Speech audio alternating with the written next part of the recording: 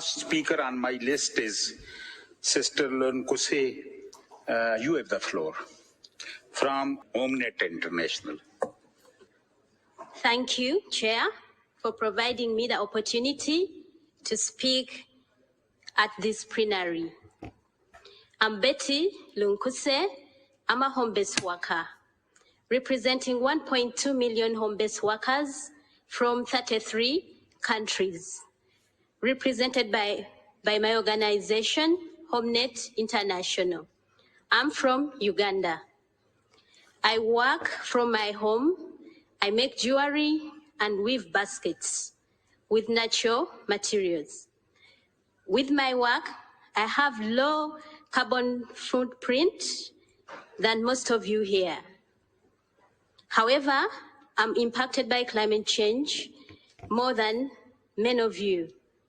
In my country, the temperature have increased. There are flash floods and sudden showers, and the wetlands have been taken over by large companies.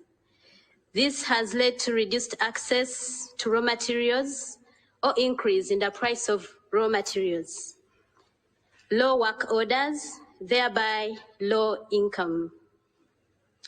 There has also been an increase in health issues, leading to increased health expense.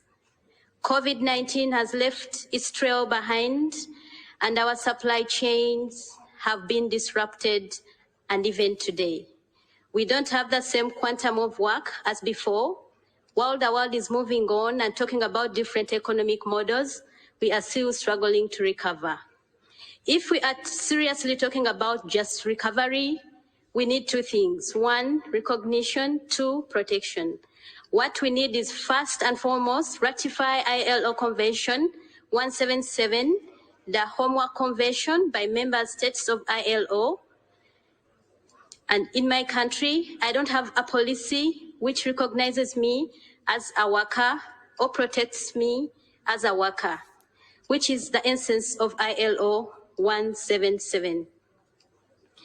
An ILO study in the year 2019 mentions that there are 260 home-based workers, and another study mentions that the number almost doubled.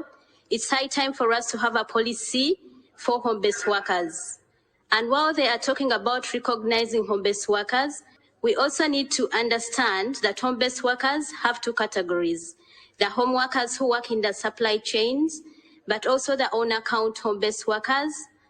The on-account home-based workers, like the street vendors and waste pickers, are also workers and need protection.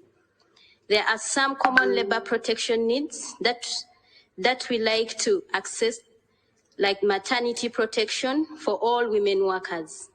Violence-free workplace, where workplaces include homes as well as public spaces. There is an urgent need to ratify ILO Convention 190. I also want to add the home workers' access to labor protection. That includes piece rates that match the minimum wage. Free workplaces, where workplaces include homes as well as public spaces. I also want to add that home workers need to access labor protection that includes piece rates that match the minimum wage and grievance mechanisms, which is accessible to us without any adverse repercussions or violence-free workplace. This year at the ILC, there is general discussion on just transition. This issue is very close to my heart, and the transition and this shift to green economies needs to recognize our models of work as green jobs.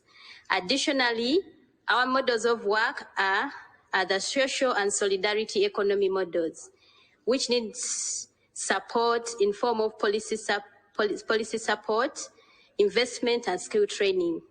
Also, the just transition needs to be accompanied by universal social protection as adoption mechanism and enable us to face the disruption and transition in the labor market. And we also insist that all needs to be done with inclusion of organizations of workers in informal employment through implementation of Recommendation 204 in social dialogue, collective negotiation, and have a seat at the table in planning and decision-making process on the issues that impact us. Thank you so much.